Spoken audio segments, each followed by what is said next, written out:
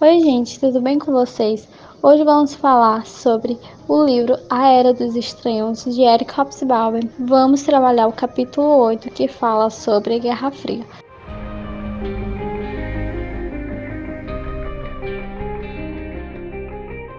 A Guerra Fria foi um período de intensa rivalidade geopolítica, militar, econômica e ideológica que se estendeu aproximadamente de 1947 a 1991, caracterizado pelo confronto entre os Estados Unidos, representando o bloco capitalista, e a União Soviética, representando o bloco comunista. As causas da Guerra Fria foram as disputas e os conflitos pós-Segunda Guerra Mundial, principalmente a divisão do mundo entre duas potências que desbotaram, que foram a União Soviética socialista e os Estados Unidos capitalista. Eric Hobsbawm fala em um dos trechos do seu livro A Era dos Extremos que o confronto entre as duas superpotências do pós-guerra não era apenas mais um episódio de rivalidade imperialista, era também uma luta entre duas ideologias, duas concepções do mundo, duas religiões políticas. Ele também fala que a Guerra Fria refletiu a oposição entre o capitalismo ocidental, baseado na democracia liberal e no livre mercado, e o comunismo soviético, baseado na ditadura do proletariado e na propriedade estatal dos meios de produção. A Guerra Fria é caracterizada por uma intensa polarização ideológica no mundo. Havia países que adotaram o capitalismo para seu sistema econômico, enquanto os outros escolheram o socialismo. Também se criou uma expectativa entre ambas as potências de que um dia elas se enfrentariam. Então aconteceu a corrida armamentista, onde era investido muito dinheiro em pesquisas e construção de armamentos. Finalmente, podemos destacar a interferência estrangeira como uma das características marcantes da Guerra Fria. Qualquer movimento de oposição nos países capitalistas era taxado como comunistas pelos Estados Unidos e combatidos. Por sua vez, o mesmo acontecia nos países socialistas, onde os dissidentes eram censurados e as manifestações reprimidas. Eric Hobsbawm fala novamente em um trecho dos seus livros que o mundo estava dividido em dois blocos antagônicos, o capitalista, liderado pelos Estados Unidos, e o comunista, liderado pela União Soviética. Ao fim das negociações entre os vencedores da Segunda Guerra Mundial, a Europa ficou dividida entre duas partes. Estas correspondiam ao limite do avanço de tropas soviéticas e americanas durante a guerra. A parte oriental, ocupada pelos soviéticos, tornou-se área de influência da União Soviética. Os partidos comunistas locais, apoiados pela União Soviética, passaram a exercer o poder nesses países, estabeleceram as chamadas democracias populares na Albânia, Romênia, Polônia e entre outros países. Por outro lado, a parte ocidental, ocupada principalmente por tropas inglesas e norte-americanas, ficou sob a influência dos Estados Unidos. Nessa área, consolidaram-se democracias liberais, com exceção das ditaduras na Espanha e em Portugal. As duas superpotências buscavam ampliar as suas áreas de influência no mundo, intervindo direta ou indiretamente nos assuntos internos destes países.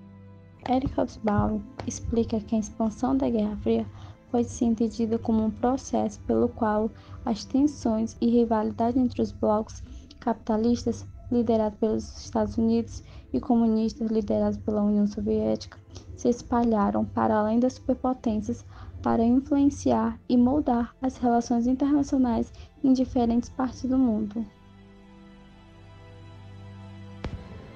Durante a Guerra Fria, o mundo foi dividido em dois principais blocos, o ocidental, liderado pelos Estados Unidos, e o oriental, liderado pela União Soviética.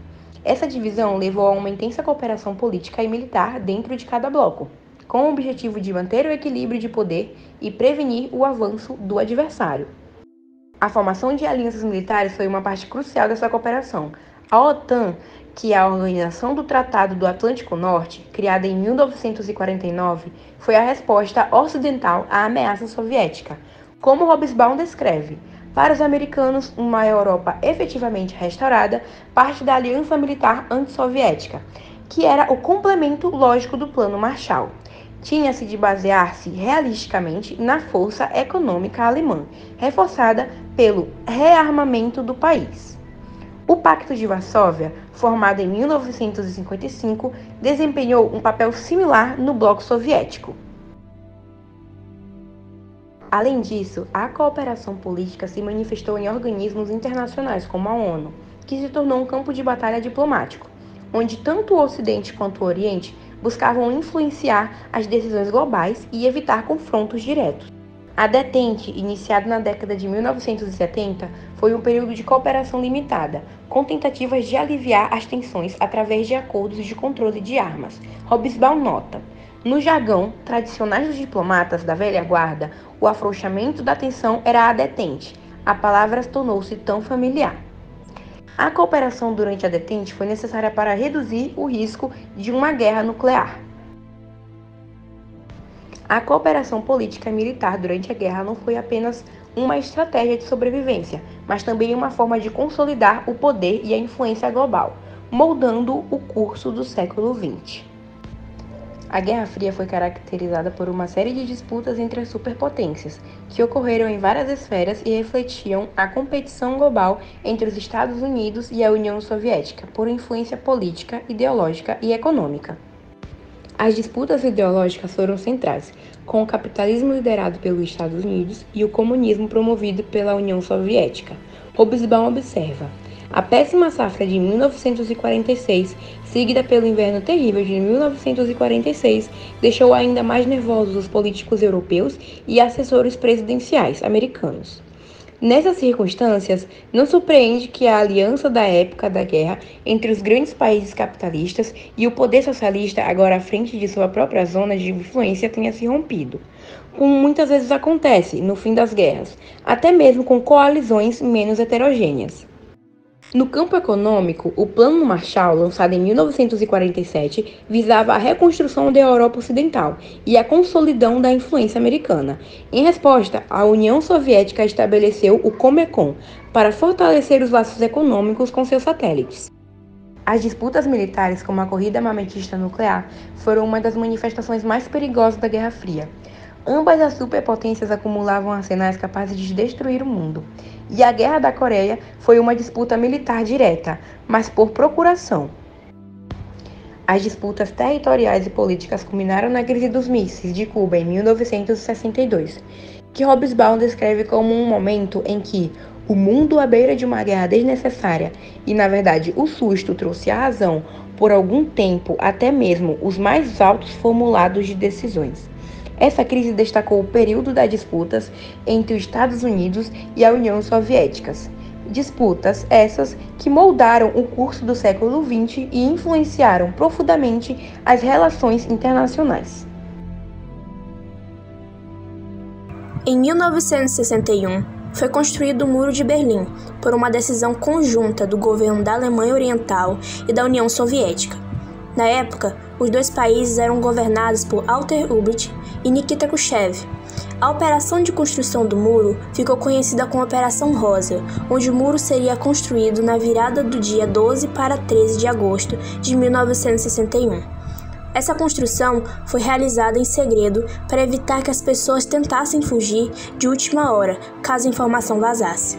A barreira de concreto, ou como chamava Eric Hobsbawm no seu livro A Era dos Extremos, como cortina de ferro, o Muro de Berlim tinha como objetivo impedir que a população da Alemanha Oriental continuasse fugindo para Berlim Ocidental.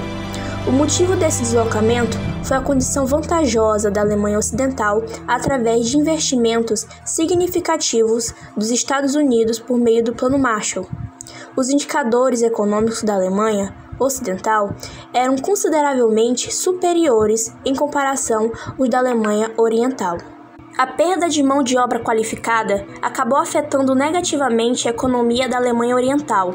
Então, para impedir que a fuga de cidadãos do leste para o oeste continuasse, foi construído o Muro de Berlim, dividindo a cidade em duas partes: Berlim Oriental comunista e Berlim Ocidental capitalista, sendo proibido que qualquer pessoa tentasse atravessar o muro.